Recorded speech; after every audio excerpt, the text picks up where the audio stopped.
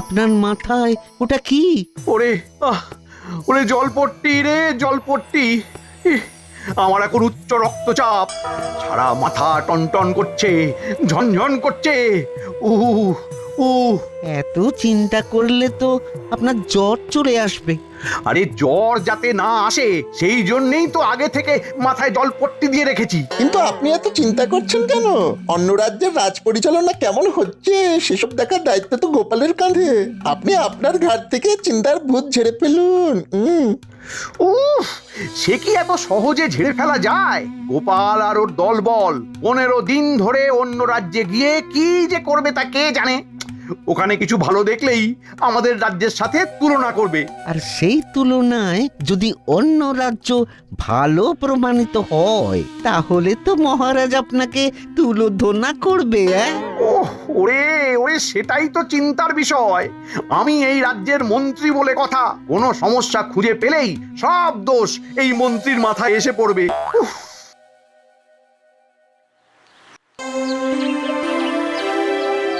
মহারাজ, অনেকদিন ধরে একটা কথা বলবো বলবো ভাবছি, কিন্তু বলতে পারছি না মহারাজ।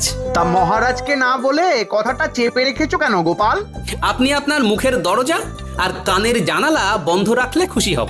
যাই হোক, আমি জানতে চাইছি, আপনি তো কৃষ্ণনগরের রাজাধিরাজ মহারাজ কৃষ্ণচন্দ্র। হ্যাঁ, তো এতদিন পরে তোমার কি সে ব্যাপারে কোনো সন্দেহ আছে নাকি?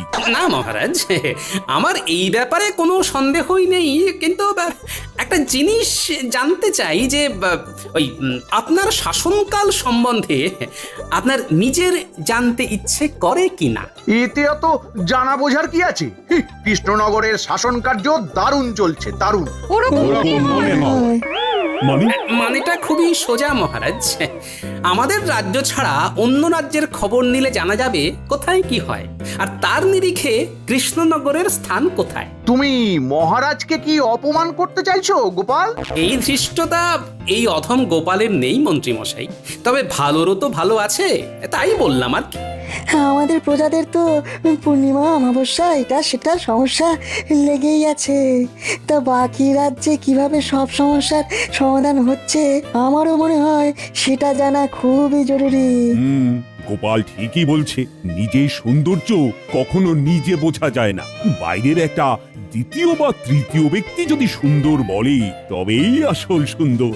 এই তো মহারাজ, আপনার একদম খোলতাই মাথা। কি সুন্দর আমি চট করে বললাম আর আপনি ঝট করে বুঝে গেলেন। শোনো গোপাল, কোথায় কেমন রাজ্য পরিচালনা হচ্ছে সেই ব্যাপারে তোমাদের খোঁজ খবর নিতে হবে। যদি কোথাও থেকে ভালো কোনো বুদ্ধি পাওয়া যায় যা আমাদের রাজ্যের কল্যাণে কাজে লাগানো যাবে, তাহলে আমরা সেটা কাজে লাগাবো। হ্যাঁ মহারাজ, এটাই আমি বলতে চাইছিলাম আর কি।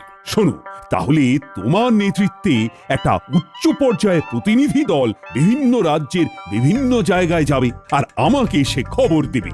না না, এসব উচিত নয়। এত তুলনা করে সময় নষ্ট করার কোনো মানেই হয় না। তুমি শুধু নামেই মন্ত্রী হয়েছ। শোনো, রাজ্য পরিচালনা করা একটা শিল্প, বুঝলে গোপাল? মন্ত্রী কথা বাদ দাও তো। মহারাজ, গোপালকে তোল্লাই দিয়ে এই কাজটা কিন্তু আপনি একদম ভালো করলেন না। মন্ত্রী মশাইয়ের সব কিছুতেই বাধা। মন্ত্রিত্ব বাধা লগ্ন, বিপত্তি তিথিতে জন্ম, তাই এরকম করছেন। শুভ কাজে দেরি করতে নেই গোপাল। সকল রাজসভাসদ আজকে বিকেলেই রাজবাড়ির মাঠে উপস্থিত থাকবে। তোমাদের যাত্রা তখনই শুরু হবে, আর কে কি দায়িত্ব নেবে সব আমি তখনই বুঝিয়ে দেব। যথা আজ্ঞা মহারাজ। হ্যাঁ, আজকে রাজসভা তাহলে এখানে শেষ হলো। গুঞ্জি, আর কষ্ট করতে হবে না, বুঝলে? সব ব্যবস্থা হয়ে গেছে। তুমি তুমি শুধু আমার জামা কাপড় আর কিছু শুকনো খাবার দাবার খেয়ে উঠে গুছিয়ে রেখো। হ্যাঁ, এ কি মহারাজ মাইনে বাড়াবেন না ভ্রমণে নিয়ে যাবে না? না না, ভ্রমণ করবো তো আমরা। আমি একটা জব্বর দায়িত্ব পেয়েছি, বুঝলে? ওই প্রতিনিধি দলের মাথা বলে কথা। ভালো, যা হবার তো সেই মহারাজেরই হবে, আমাদের আর কি, বেতন তো আর বাড়বে না। হাহ, আমি তো বেতন বাড়ানোর কথা একবারও রাজসভায় উল্লেখ করিনি। তাহলে কি করে কাজ হবে? কাজ তো হতেই হবে গিন্নি।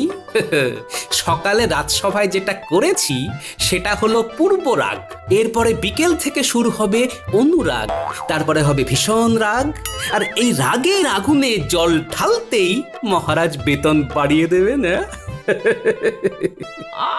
তুমি কি সাংঘাতিক কথা বলো, আমি তার মাথা মুন্ডু কিছুই বুঝতে পারি না। এখন কিচ্ছু বুঝতে হবে না গিন্নি, আগে মহারাজের প্রতিনিধি হয়ে ঘুরে বেড়ানোর মজাটা আচ্ছা করে নেব, তারপর ধীরে ধীরে আসল কাজ সারবো।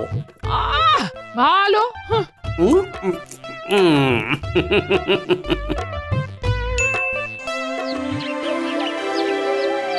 এ কি, সবাই চলে এসেছে কিন্তু মন্ত্রী এখনো এলো না কেন? আমার মনে হয় মহারাজ এই প্রতিনিধি দলের মাথা গোপালকে করেছেন বলে মন্ত্রী মশাইয়ের অভিমান হয়েছে। এসব ঠুনকো অভিমানের কারণ তো আমি কিছুই বুঝি না। ওই তো আমাদের মন্ত্রী মশাইয়ের ডান হাত চলে এসেছে। মন্ত্রীমশাই খুব অসুস্থ। দুমদাম শরীর খারাপ হয়ে গেল। আচ্ছা, এত অসুস্থ হলে কি করে হবে? এরপরে যখন অন্য রাজ্যের খবর কানে আসবে তখন তো মাথা ভোঁ ভোঁ করবে। সেসব কিছু জানি না মহারাজ, যাই হোক নাম। আচ্ছা শোনো, তোমাদের সবাইকে একসাথে পাঠিয়ে দিলে তো রাজসভার কাজ হবে না, আর রাজ্য রসাতলে যাবে। তাই আমি তোমাদের সকলের মধ্যে থেকে গোপাল, কবি, বিজ্ঞানী আর পণ্ডিত এই চারজনকে বেছে নিলাম। তোমরা চারজনে বিভিন্ন রাজ্য ভ্রমণ করবে, আর তোমাদের দলের মাথা হবে গোপাল। গোপাল দেখবে মূলত অন্য সংস্থানের ব্যাপার, সভাকবি দেখবে বস্ত্র, বিজ্ঞানীর দায়িত্বে থাকবে বাসস্থান এবং পণ্ডিতের দায়িত্বে থাকবে শিক্ষা। তোমরা অন্তত দুটো প্রতিবেশী রাজ্য ঘুরে 15 দিনের মধ্যে কৃষ্ণনগরে ফিরে আসার চেষ্টা করবে। যথা আজ্ঞা মহারাজ। আপনার মাথায় ওটা কি? ওরে ওরে জলপট্টি রে জলপট্টি, আমার এখন উচ্চ রক্তচাপ, সারা মাথা টনটন করছে, ঝনঝন করছে। এত চিন্তা করলে তো আপনার জ্বর চলে আসবে। আরে জ্বর যাতে না আসে সেই জন্যই তো আগে থেকে মাথায় জলপট্টি দিয়ে রেখেছি। কিন্তু আপনি এত চিন্তা করছেন কেন? অন্য রাজ্যের রাজ পরিচালনা কেমন হচ্ছে সেসব দেখার দায়িত্ব তো গোপালের কাঁধে। আপনি আপনার ঘাট থেকে চিন্তার ভূত ঝেড়ে ফেলুন। উফ, সে কি এত সহজে ঝেড়ে ফেলা যায়? গোপাল আর ওর দলবল 15 দিন ধরে অন্য রাজ্যে গিয়ে কি যে করবে তা কে জানে। ওখানে কিছু ভালো দেখলেই আমাদের রাজ্যের সাথে তুলনা করবে, আর সেই তুলনায় যদি অন্য রাজ্য ভালো প্রমাণিত হয় তাহলে তো মহারাজ আপনাকে তুলোধনা করবে। ওরে ওরে, সেটাই তো চিন্তার বিষয়। আমি এই রাজ্যের মন্ত্রী বলে কথা, কোনো সমস্যা খুঁজে পেলেই সব দোষ এই মন্ত্রীর মাথায় এসে পড়বে।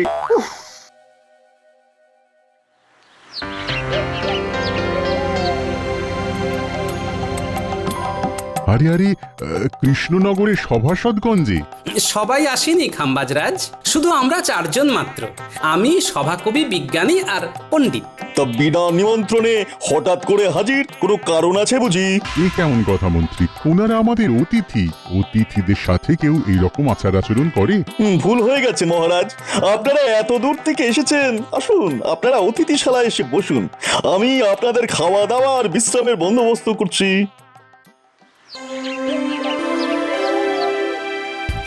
কি গোপাল, দুপুরে আমাদের খাওয়া তো কখন হয়ে গেছে, কিন্তু তুমি এখনো খাচ্ছ? আর বলো না বিজ্ঞানী, ওই পোলাওয়ের সাথে মাংসের ঝোলটা যা বানিয়েছে না, আমি লোভ সামলাতে পারিনি, তাই খাম্বাজরাজের রাধুনির কাছ থেকে একটু চেয়ে আনলাম আর কি। বিকেলে তো আবার মুড়ি তেলে ভাজা খেতে দেবে বললো। সেটাও হজম করে নেব। খাচ্ছে গোপাল, দাচ্ছে গোপাল, বাড়ছে তাহারে ভুঁড়ি, এখনো খাচ্ছে মাংস পোলাও, বিকেলে খাবে মুড়ি। কি গোপাল, তোমাদের যত্ন আত্মীর কোনো ত্রুটি হয়নি তো? না না খাম্বাজরাজ, কি যে বলেন। যাই হোক, আসার পর থেকে আপনার সাথে অনেক কথাই হয়েছে, কিন্তু জরুরি কথাটাই হয়নি। হ্যাঁ বলো গোপাল। আমার মনে হয় ওই আলোচনাটা একটু বাইরে হাঁটতে হাঁটতে করলে ভালো হয়। এত খাওয়া দাওয়া হচ্ছে, খাবারটাও হজম হয়ে যাবে আর কি। হ্যাঁ, তাহলে তাই চলো, এই তোমরাও সবাই এসো। যত্র হটন্তি তত্র ভুরি কমন্তি। আমরা আসলে ওই মহারাজ কৃষ্ণচন্দ্রের প্রতিনিধি হিসেবে এখন বেশ কিছু রাজ্য ভ্রমণে বেরিয়েছি। বাহ, বেশ ভালো। মাঝে মাঝে এরকম ঘুরতে যাওয়া শরীর আর মনের জন্য খুবই ভালো। মহারাজের জয় হোক। মহারাজ, এই নিন আপনার দুপুরের শরবত। আপনি তো না খেয়েই বেরিয়ে পড়েছেন। কই দেখি দেখি। বাহ, বেশ মিষ্টি আছে। এই নিন। কি গোপাল, তুমি আমার শরবত খেয়ে নিলে কেন? পুরোটা খাইনি তো কামবাজরাজ, শুধু দেখে নিলাম মিষ্টি না টক। মা, গোপাল তুমি কিন্তু খুব দুষ্টু হয়েছো। কোনো ব্যাপার না, আমি আবার শরবত করে আনছি। থাক, আর লাগবে না। তাহলে আমি বাকিটাও খেয়ে নিচ্ছি। ভালোই হলো, জলের দরে ফলের রস, মানে ওই বিনামূল্যেই হয়ে গেল। ওসব বাজে কথা রেখে যেটা বলতে চাইছিলে সেটা বলো। গোপালের শুধু বাজে বকিতং বকিতং। আমরা চারজন আপনার রাজ্যের 4টে বিষয় সম্পর্কে জানতে এসেছি। আমি অন্ন, বিজ্ঞানী বাসস্থান, সভাকবি বস্ত্র আর পণ্ডিত শিক্ষা সম্পর্কে জানবো। ও এই ব্যাপার। তা এই ব্যাপারে যে বা যারা তোমাদের সহযোগিতা করবে তাদের সাথে কথা বলিয়ে দেব। উফ, তাহলে তো ভালোই হয়। আচ্ছা চাষি ভাই, তোমাদের এবারে ফলন কেমন হয়েছে? কি বলবো বলো, আমাদের জমিতে খুব একটা ফলন হয় না। যা হয় তাতে নিজেদের সংসারে দুবেলা দুমুঠো খেয়ে পড়ে বাঁচতে পারি আর কি। আর তোমাদের রাজাকে খাজনা দিতে হয় না? না, খাজনা নিয়ে জোরাজুরি করেন না উনি। সে কি গো? হ্যাঁ, আমাদের রাজা মন্ত্রী খুবই ভালো, প্রজাদের ভালো মন্দ ব্যাপারটা বেশ বোঝেন। বেশ বেশ।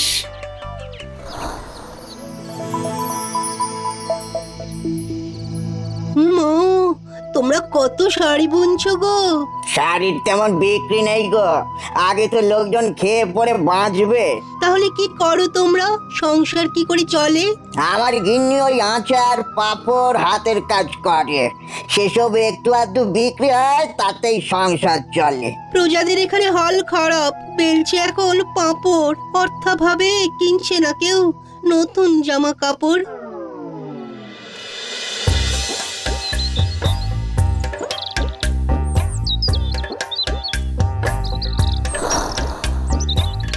আচ্ছা, সেই জন্যে খাম্বাজ রাজ্যে নতুন বাড়ি ঘর হচ্ছে না।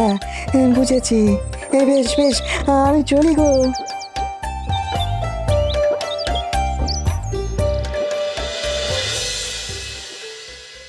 আমি কিছু বলবো না, আগে তোমরা সবাই বলো লোকজনের সাথে কথা বলে কি বুঝলে। আমি বলছি, এই রাজ্যে প্রজাদের তেমন রোজগার নেই, কিন্তু সবাই বেশ হাসি খুশি আছে। কারো কাছ থেকে খাজনা নেওয়ার জোড়াজুড়ি নেই। উমা, আমাদের কৃষ্ণনগর সব দিক থেকে অনেক এগিয়ে। হ্যাঁ, রাত হতে চললো, চলুন আপনারা সবাই নৈশ ভোজন করবেন, চলুন। হ্যাঁ, তা যাচ্ছি, কিন্তু একটা কথা বলো তো, তোমাদের রাজা তোমাদের ঠিক মতো বেতনপত্র দেন? হ্যাঁ দেন তো, আমার দেশের বাড়ি তো অনেক দূর, তাই ভেবেছিলাম এই চাকরিটা আমি ছেড়ে দেব। তখন তিনি বললেন এই রাজ্যেই মা বাবা স্ত্রী সন্তানকে নিয়ে আসতে, আমিও নিয়ে এলাম। উমা, দেশ না হয় ছাড়লে, কিন্তু থাকছো কোথায়? ওই তো মহারাজ আমাদের জন্য একটা পাকা বাড়ি বানিয়ে দিলেন। মহারাজ এদিকে খুব ভালো, সবার প্রত্যেক বছর বেতন বাড়ে। বাহ, চলো।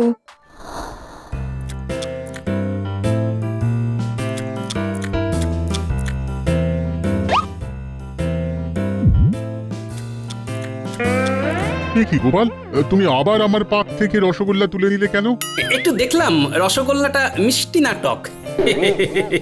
উফ, তোমাকে নিয়ে তো আর পারি না। এই এই কে আছো? গোপালকে ভরপেট খাওয়াও।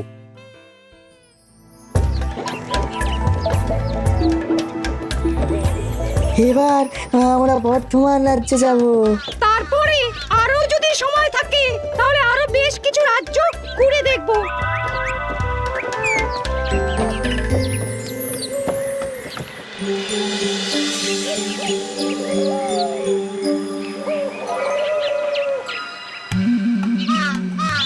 কি মন্ত্রী, এতদিন হয়ে গেল, এখনো আমার পাঠানো প্রতিনিধি দলের কেউ তো এলো না।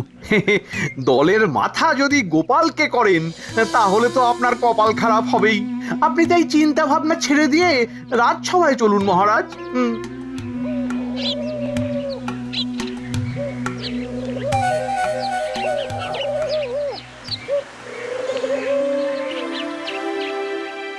এত ভাববেন না মহারাজ, ওনারা নিশ্চয়ই খুব তাড়াতাড়ি চলে আসবেন।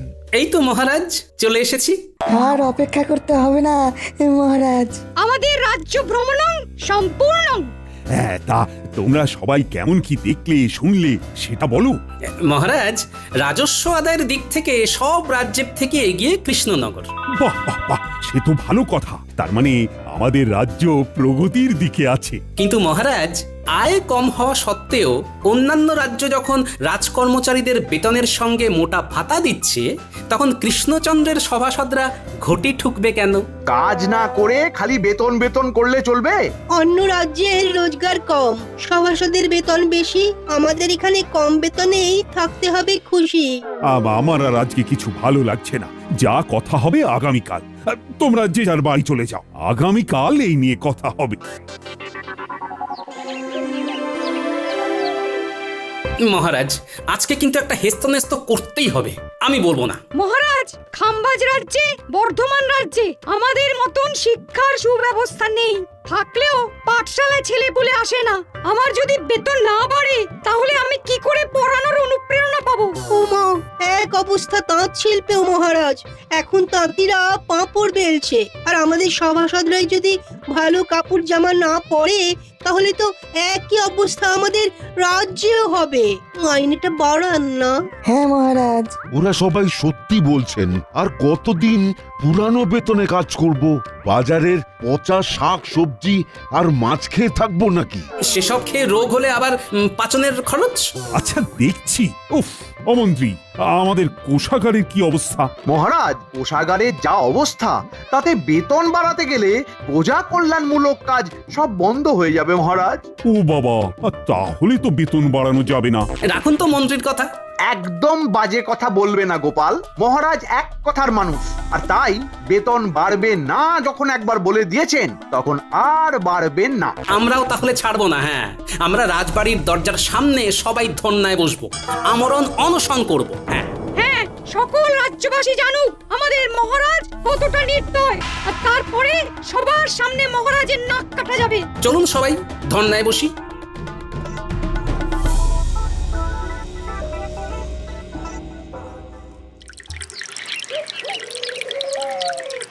আমাদের দাবি মানতে হবে, আমাদের বেতন বাড়াতে হবে, আমাদের দাবি মানতে হবে, আমাদের বেতন বাড়াতে হবে, বাড়াতে হবে।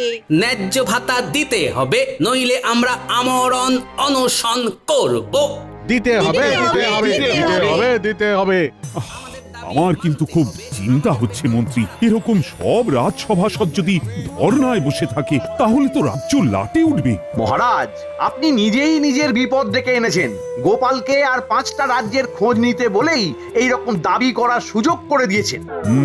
ঠিকই বলেছো মন্ত্রী। দেখুন মহারাজ, অনশন আর কদিন করবে? কদিন আর না খেয়ে থাকবে?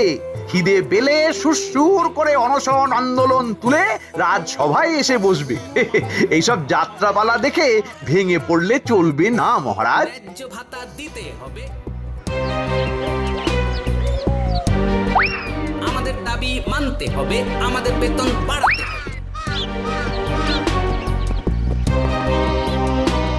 আসবো জাহাপানা। কি ব্যাপার, তুমি এত রাতে? কোনো বিশেষ খবর আছে? আছে জাহাপানা, আছে। আমি এখন কৃষ্ণনগর থেকেই আসছি একটা খবর দেওয়ার জন্য। আমাদের দাবি মানতে হবে, আমাদের বেতন বাড়াতে হবে, বাড়াতে হবে, ন্যায্য ভাতা দিতে হবে, দিতে হবে, দিতে হবে, দিতে হবে, দিতে হবে। কি এত বড় সাহস? ঠিক আছে, আজ এক্ষুনি দুধ পাঠাও, আমি সব খবর চাই। ঠিক আছে জাহাপানা, আমি দুধকে এক্ষুনি ওখানে পাঠাচ্ছি। মহারাজ কৃষ্ণচন্দ্রের জয় হোক। নবাব বাহাদুর আপনার জন্য এই পত্র পাঠিয়েছেন মহারাজ। সর্বনাশ, আগামীকাল নবাব বাহাদুর আসছেন। আর সেই রাজ কর্মচারীদের সাথে অসন্তোষ নিয়ে কথা বলবেন? এই সেরেছে, তাহলে তো সারে সর্বনাশ মহারাজ। তাহলে কিছু তো বুদ্ধি দাও, কিভাবে নবাবের হাত থেকে রেহাই পাবো? আরে আমার তো যত সব অকম্মার ঢেকি। উফ, এখন তো দেখছি যাদের জন্য আমার বিপদ তাদের কাছেই যেতে হবে।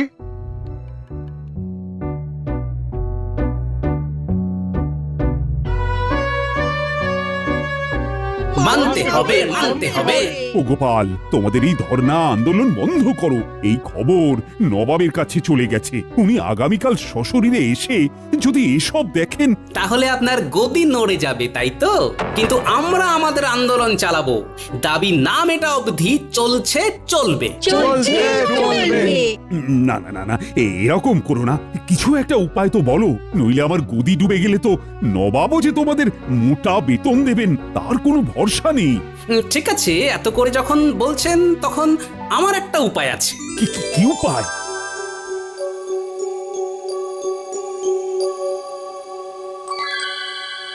আচ্ছা, বেশ বেশ।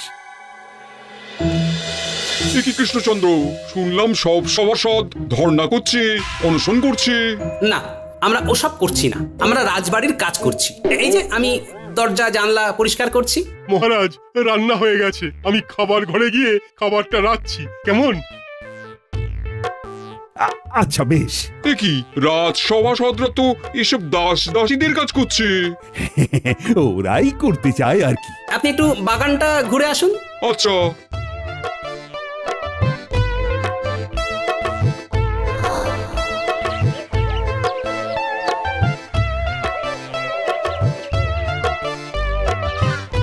এখন আমি রোদে দাঁড়িয়ে দিচ্ছি গাছে জল, কদিন পরে আসবে গাছে মিষ্টি মিষ্টি ফল।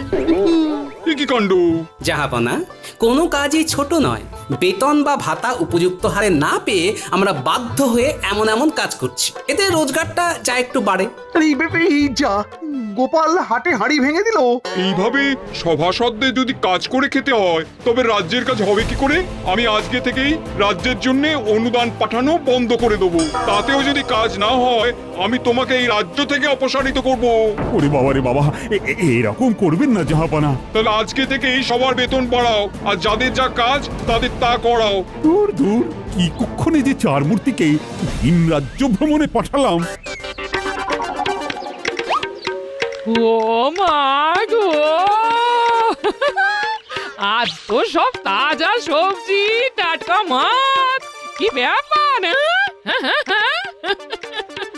সবই কায়দা করে ফায়দা। ইয়ে মানে ওই বুদ্ধির জোরে বেতন বাড়ার ফল।